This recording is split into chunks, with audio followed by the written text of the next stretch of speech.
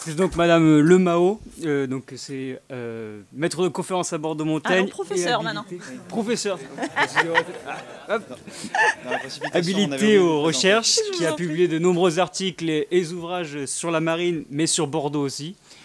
Et qui est surtout très représenté dans la recherche à Bordeaux, notamment dans le CEMS, dirigeant le CEMS, donc les centres d'études des mondes modernes et contemporains, qui est au GER, qui a fait aussi le projet SAPS, donc la science, Science avec et pour la société. Avec et pour la société, ainsi que les recherches de la marine et de l'outre-mer.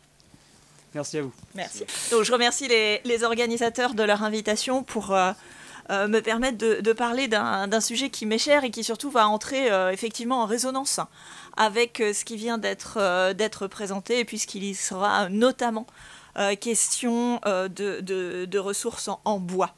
Et je commencerai par ceci. Il sera fourni dans chacun des arsenaux de marine les armes, munitions et marchandises nécessaires pour la construction et armement, garniture, rechange et entretien de tous les vaisseaux que Sa Majesté a résolu d'avoir, et pour les remettre en état de naviguer et combattre lorsqu'ils reviendront désagréés ou dépourvus de munitions, ensuite d'un mauvais temps ou d'un combat. Et pour les bois nécessaires pour les radous, il y en aura toujours assez dans chaque arsenal pour la construction de 4 vaisseaux. Derrière cette expression d'armes, munitions et marchandises nécessaires, eh bien, qu'est-ce qui se cache derrière cette expression? Quels sont les besoins de la marine? Comment définir ce terme de besoin et comment le borner? Ça a été toute la problématique justement de mon habilitation à diriger des recherches qui portaient sur les fournisseurs de la marine, et mon propos était de voir en quoi il y avait un marché ici dont certains surent s'emparer. Le plus souvent, les historiens français se sont confrontés à ce problème et l'ont abordé sous l'angle donc de la construction navale, en se limitant souvent à une partie du navire. Et en l'occurrence, vu que le temps qui m'est imparti, je vais faire un peu comme eux. Je dirai simplement quelques mots en conclusion de la diversité des besoins. Mais pour faire simple, un navire sous le règne de Louis XIV, c'est d'abord du bois, du fer et du chanvre. Comment étudier ces 3 éléments? Eh bien, dire que la marine a besoin de bois ou de chanvre, finalement, c'est peu signifiant, parce qu'elle n'a pas besoin de n'importe quel bois, ni de n'importe quel chanvre. On recherche bien sûr des marchandises de qualité, mais d'une certaine qualité. Et on s'aperçoit qu'en fait, déjà, définir ce qu'est la qualité attendue, c'est un problème en soi. La définition de surcroît, elle correspond bien sûr à une valeur intrinsèque, mais la qualité, elle se définit aussi par l'usage que l'on va faire du matériau. Il y a des bois qui conviennent pour certaines choses et qui ne conviennent pas pour d'autres. Si un chêne doit être bien sec et exempt de verre, comme tout pied d'arbre, un pied en revanche qui ne sera pas propre à des bordages sera parfait pour ce qu'on appelle des bois tors et la fabrication de certaines pièces. Notre définition des besoins de la marine, elle doit donc être quantitative, mais aussi qualitative. Et l'idée est de voir finalement l'ampleur de ce prélèvement à l'échelle de la France, tant quantitativement que qualitativement. Alors, vous êtes historien, je vous laisse imaginer ce que c'est dès qu'on veut proposer un chiffrage à partir de documents épars qui ne concordent pas, etc. Pour simplifier un petit peu, aujourd'hui, je vais vous présenter un chiffrage, je dirais, théorique. C'est-à-dire, je suis partie du nombre de navires qui ont été construits pendant la guerre, du gabarit de ces navires, et à partir de tout ce qu'il faut pour ces navires, je propose un chiffrage et j'essaye de rapporter ça à la taille aux capacités du pays. Comme vous avez pu le constater, cette démonstration, je l'amène à l'échelle de la guerre de la Ligue d'Augsbourg, donc la période 1688-1697. Pourquoi choisir cette période? Parce qu'en réalité, pour notre étude, cette période-là, elle va le présenter plus exactement plusieurs avantages. D'abord, c'est le moment, roulement de tambour, où la marine française est la première en Europe, même devant les Anglais. Oui, c'est là, c'est à ce moment-là, il n'y en a pas d'autre. c'est maintenant. Donc, un moment où c'est la première d'Europe, mais surtout, et c'est là que c'est assez impressionnant, concrètement, la marine française en 1660-65, il n'y a rien. Il y a 4 bateaux, La marine qu'il y avait eu sous Richelieu, elle a été laissée à l'abandon, il n'y a plus rien. 1660-65, il n'y a plus rien. 30 ans plus tard, c'est la première marine d'Europe. Clairement, il s'est passé quelque chose à ce moment-là. Donc, ce qui m'intéresse, c'est cette montée en puissance, parce que ça veut dire que d'un seul coup, il a fallu aller chercher toutes les marchandises pour construire ça. Deuxième donnée du conflit, guerre de la Ligue d'Augsbourg. Là aussi, je vais faire simple, c'est Louis XIV contre le reste du monde. Donc, à partir du moment où vous êtes en guerre contre les Provinces-Unies et l'Angleterre, qui sont les deux plus grandes puissances navales, bientôt rejoints par la troisième, qui est l'Espagne, ce qui m'intéresse, moi, c'est que si vous avez Provinces-Unies et Angleterre, vous n'avez plus accès à toute cette zone qui est celle de la Baltique. Or, la Baltique, c'est là qu'on trouve tout ce qu'on appelle les naval stores. Donc, c'est là qu'on va chercher du pain. C'est là qu'on va... Enfin, du pain PIN.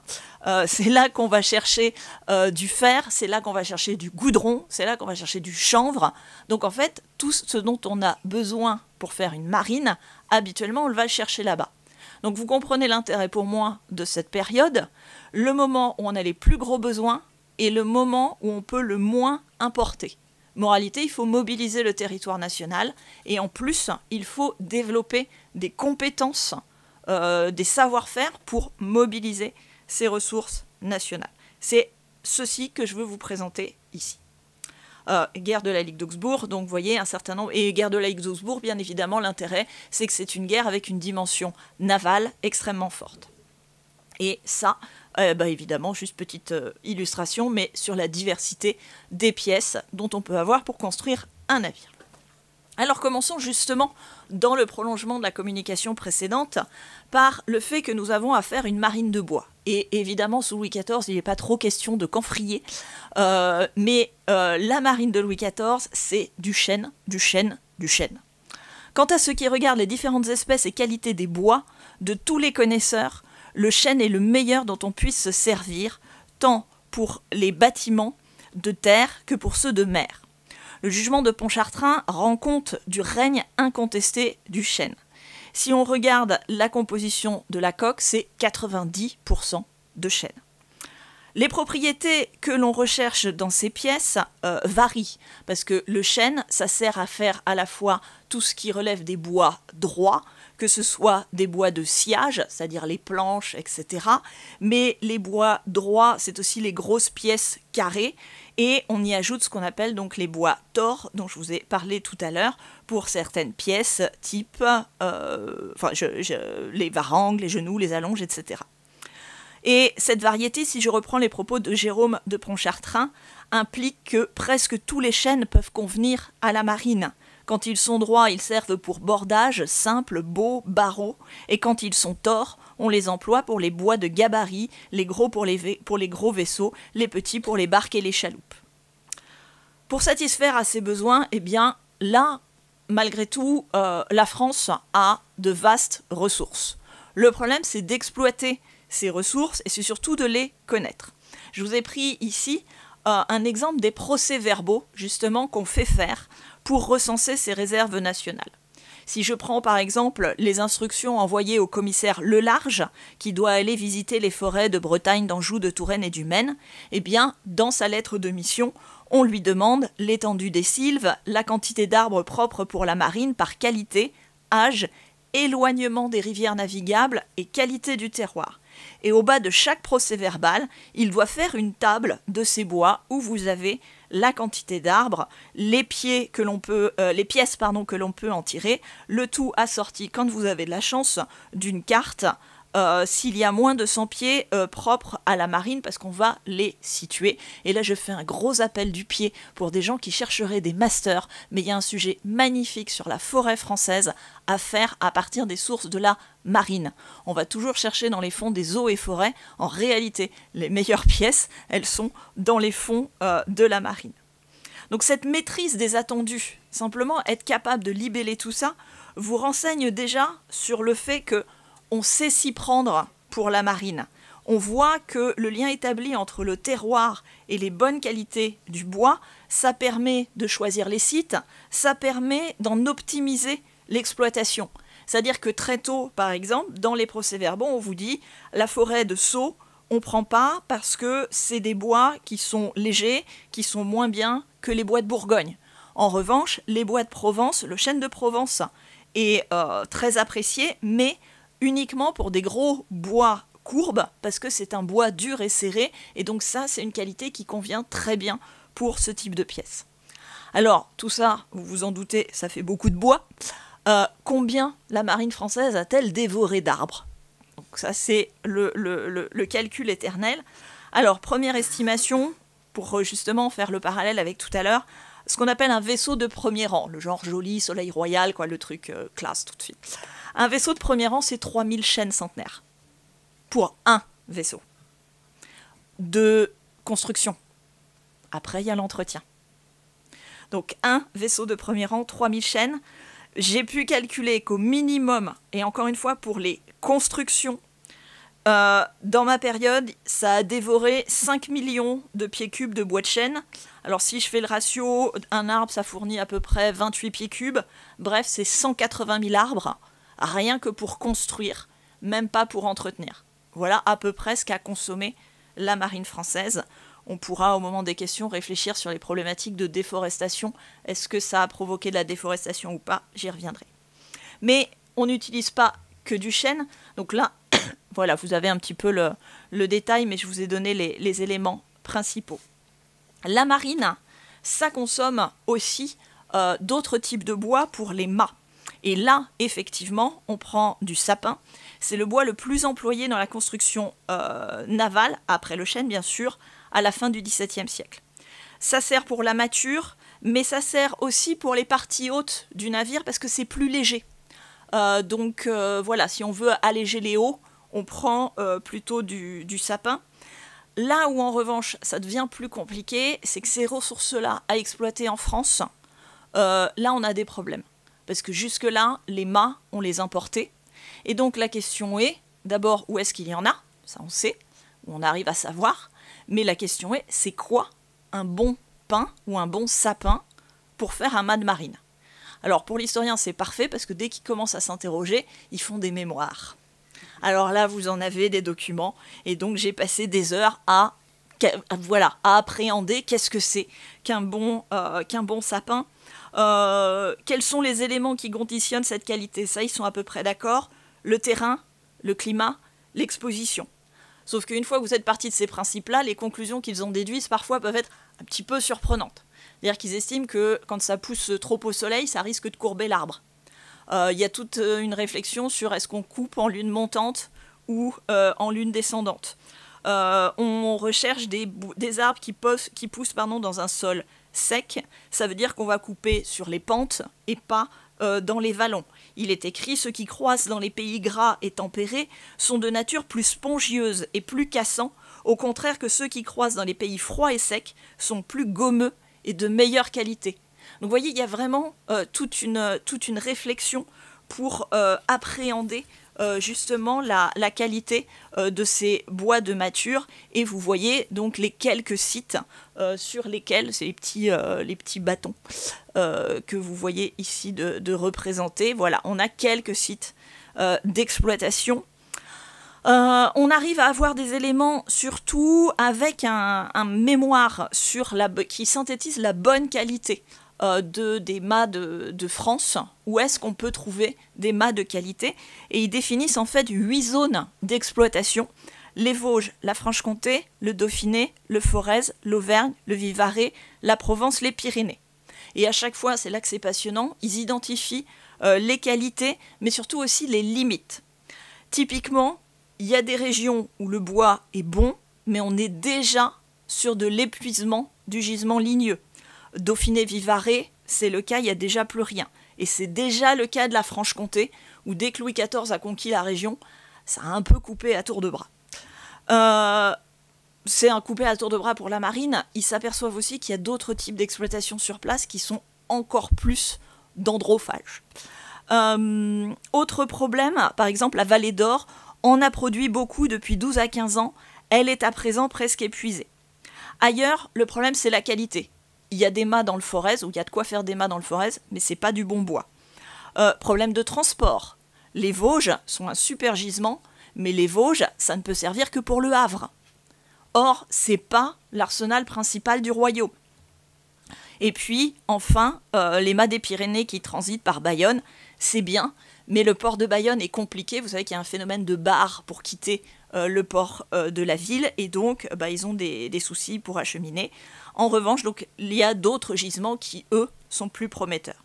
Et puis, je dirais simplement un mot sur le fait qu'il y a aussi toute une diversité d'essences secondaires qu'il ne faut pas négliger. On va chercher de l'orme pour tout ce qui est affût de canon, parce que c'est un bois extrêmement dur. On va chercher aussi du bois de gaillac. Du bois de gaillac, c'est un bois exotique qui vient de Saint-Domingue. Ils font des poulies avec ça. Parce que, évidemment, avec l'usage du cordage, il vous faut un bois extrêmement dur. Et à l'inverse, peuplier et tilleul, là on est sur du bois tendre, c'est toutes les sculptures. Souvenez-vous de la première image que j'ai mise, la proue, la poupe, il faut des choses qui se sculptent bien et qui ne soient pas trop lourdes, sinon ça déstructure un peu votre navire. Donc tout ça, c'était pour le bois. Évoquons maintenant le fer qui intervient dans différents éléments. Selon un traité de 1680 qu'on doit à un certain Gravier d'Ortière, les métaux, c'est 14 à 15% du déplacement d'un navire, c'est surtout la moitié du prix du navire en 1680. Vous allez me dire pourquoi, vu la quantité de bois qu'on emploie, c'est tout ce qui est matériaux en métal qui coûte si cher. Vous mettez des canons sur un bateau. Et dans les années 1680, les canons, ils sont en bronze. Et ça coûte très cher. Alors, paradoxalement, va y avoir plus d'artillerie ensuite, mais comme elle va être plutôt en fer, ça va coûter moins cher. Ce fer, on le retrouve d'abord comme composant de la coque et de la mâture. Je vous passe le détail. Il y a des dizaines et des dizaines de pièces de fer. Songez simplement à toute la gamme de clous qu'il faut pour fixer toutes les planches. Et donc vous avez les petits, vous avez des grands, vous avez des ferrures, bon, bref.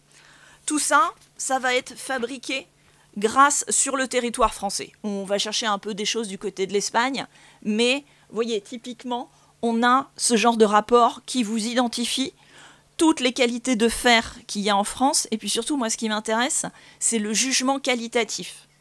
Le fer d'Angoumois, en général, est doux, traitable, résiste beaucoup au feu. Celui de Nivernais a été tout à fait rebuté dans les arsenaux de la marine à cause que les mines qui s'y trouvent sont communément fort aigres. Celui du Berry a pris depuis la bonne réputation qu'il a par les qualités qu'on lui a trouvées et l'on en transporte dans le Nivernais pour en composer les encres que Sa Majesté y fait construire, etc. etc. Donc vous voyez, ça impose de maîtriser la cartographie française minière pour savoir où sont les gisements, quelles sont les qualités. Ça impose aussi des prospections complémentaires. Dans les périodes de guerre, on délivre des commissions pour aller chercher d'autres gisements. Je passe sur le détail, simplement pour vous dire, là aussi j'ai fait du chiffrage. Entre 88 et 97, c'est à peu près 160 000 quintaux de fer, au minimum, qu'il a fallu pour la marine. Encore une fois, rien que pour les constructions nouvelles. Deuxième élément en fer, les ancres de marine. Alors là, on s'est heurté à un gros problème, qui est un problème tout simple. Si vous n'avez pas d'encre de marine, votre navire ne peut pas sortir, parce qu'il ne peut pas s'arrêter. Donc, c'est tout bête. Quand ils ont armé toute la flotte, ils s'en sont aperçus un peu tard. Donc moi, j'ai des lettres un peu catastrophées du ministre qui fait « Mais comment ça, on ne peut pas partir parce qu'on n'a pas d'encre ?» Alors, ça n'a pas l'air compliqué comme ça. Le vrai problème des ancres de marine, c'est de construire les grosses ancres de marine. Parce que les petites ancres de marine, on en fait pour les navires de commerce, etc. Ça, on a l'habitude. Mais les vaisseaux de premier rang dont je vous ai parlé tout à l'heure, ça ne s'arrête pas comme ça. Donc, il faut des pièces énormes.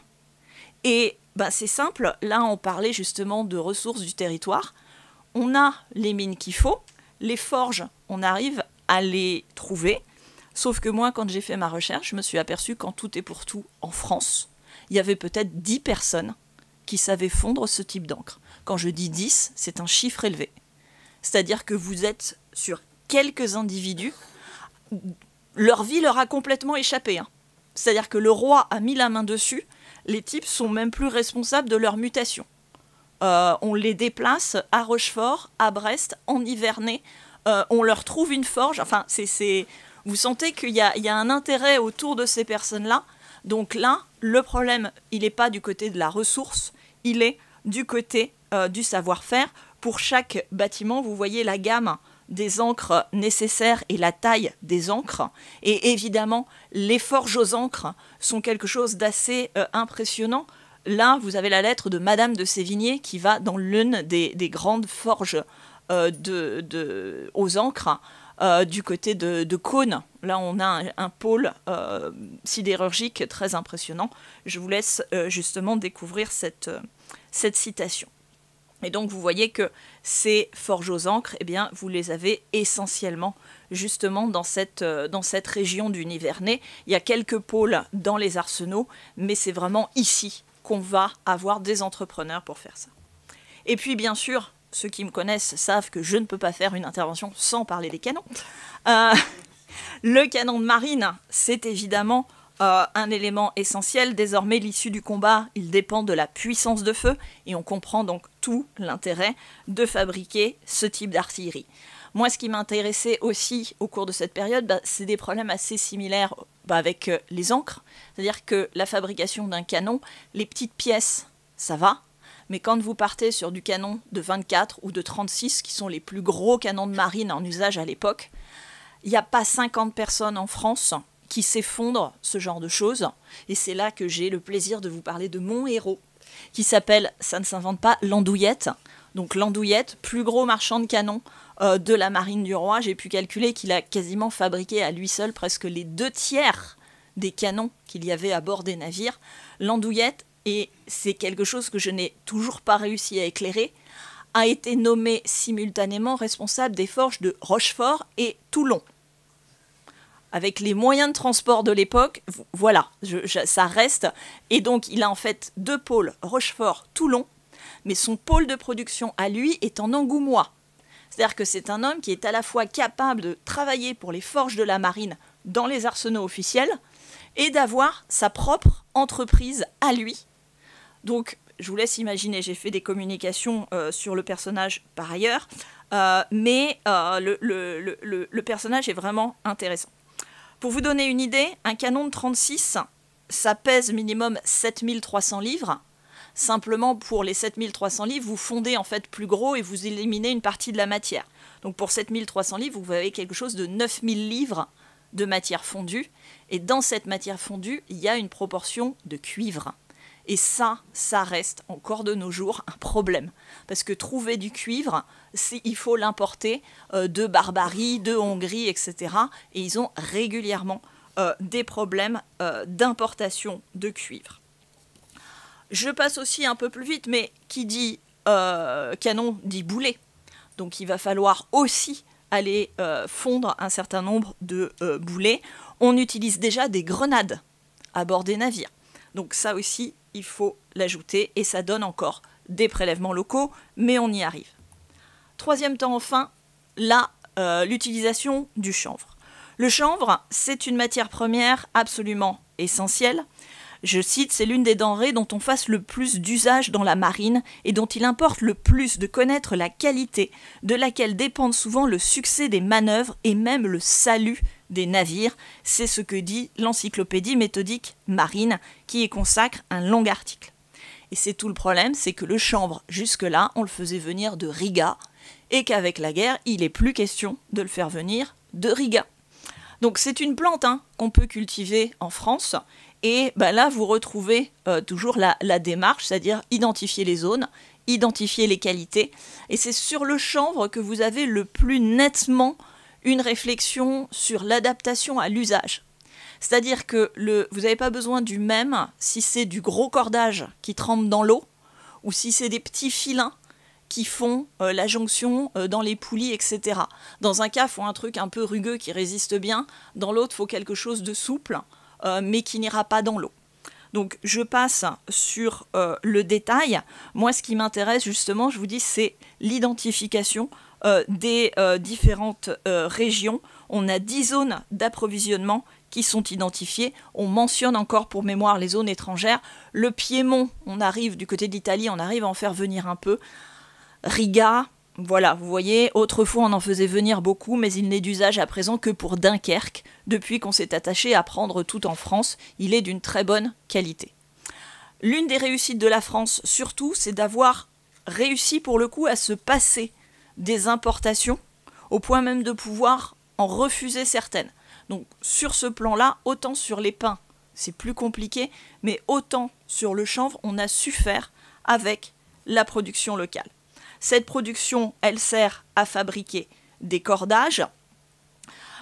Et quand on dit cordage, il faut penser chanvre, mais il faut introduire un deuxième problème et une deuxième ressource, c'est le goudron. Et là aussi, c'est tout bête, mais le goudron, ça vient habituellement de Suède et on ne sait pas le faire en France. Alors ça peut surprendre quand on dit ça à Bordeaux, alors même qu'on est juste à côté des Landes. Eh ben, l'histoire du goudron dans la région, c'est l'histoire d'un éternel recommencement. C'est-à-dire que quand Colbert, dans sa logique « fabriquons français, n'achetons pas aux étrangers », décide de développer les productions locales, il sait faire. Il fait venir des Suédois qu'il installe au milieu des Landes pour apprendre aux paysans à faire du goudron. Ça marche, ils apprennent, ils font du goudron, l'État achète. À partir du moment où l'État achète plus, les paysans font autre chose. Arrive la guerre, ils ont oublié comment on faisait du goudron. Donc il faut réapprendre. Et là, la marine commande avec un prix garanti, et donc on achète. Et pendant la guerre, c'est bon, on rattrape le niveau. Dès que la guerre s'arrête, l'État n'achète plus au prix recommandé, les productions extérieures reviennent, et donc ce savoir-faire se perd. Dernier point de ma présentation, le chanvre, ça sert aussi pour la toile à voile. Alors, à la différence des cordages qui sont fabriqués plutôt dans les établissements de la marine, tout le monde pensera spontanément à la corderie de Rochefort. Les toiles à voile, en revanche, on est plutôt sur des achats à l'extérieur. Et là aussi, vous le voyez, on est quand même sur des quantités non négligeables. Vous voyez les surfaces de toile à voile qu'il faut pour un navire et le nombre de voiles qu'il faut avoir. Je vous passe le détail. Mais pour un navire comme le Royal Louis de 110 canons, c'est 2500 mètres carrés de voile pour équiper une première fois. Sachant qu'ensuite, dès qu'il y a des accros, des trucs et tout, faut renouveler, et qu'un navire qui embarque, il a des jeux de voile de secours. Donc quand je vous dis qu'il en faut un jeu complet, en réalité, il faut embarquer, je crois, avec 2 jeux de voile complémentaires. Je dis bien encore une fois que c'est théorique, c'est-à-dire que vous avez ce qui est écrit dans l'ordonnance de marine qui prescrit qu'il faut ça, ça, ça et ça en cale. Puis après, quand arrive le départ en campagne, on met en cale ce qu'on peut mettre. Donc généralement, on diminue tout. J'en viens justement donc à ma conclusion. Vous avez vu l'ampleur des prélèvements en chanvre, en bois, en fer, qu'il faut rapporter aux capacités artisanales, manufacturières, semi-industrielles de la France. Mais ce que je vous ai montré là, c'est un petit bout de ce dont il y a besoin. Ça, c'est la gamme de tout ce que j'ai pu identifier, dont il y avait besoin pour la marine du roi. Regardez aussi le détail. Une marine, c'est d'abord des marins et des gens qui mangent. Parce que quand vous êtes sur un navire, vous, à la différence de la marine, de l'armée de terre, vous ne vous servez pas sur le terrain. Vous partez avec votre manger. Et vous partez avec 3 mois de manger. Et pas avec n'importe quoi. C'est des choses qui doivent se conserver. C'est des choses qui doivent être relativement équilibrées et qui doivent vous fournir un régime alimentaire pour des gens qui ont des métiers très exigeants. Donc il faut au moins tout ça pendant la période de guerre, plus toutes les petites choses a priori insignifiantes, mais qui d'un seul coup vous font un marché non négligeable dès lors qu'il s'agit d'approvisionner la première marine d'Europe. Je vous le disais, tout ça doit être rapporté aux possibilités de l'industrie et de l'agriculture française, le rapporter aux possibilités du pays dans une période de crise. Et là, chers étudiants, vous vous souviendrez peut-être de la fameuse crise de 1693-94, qui est sans doute l'une des plus violentes famines que le royaume ait jamais connues. Donc un moment où le pays est dévasté parce qu'il y a eu une crise climatique catastrophique. Et puis enfin, il faut rapporter tout ça, et ça n'est pas le moindre des problèmes, au financement que l'État veut bien y accorder. Merci beaucoup.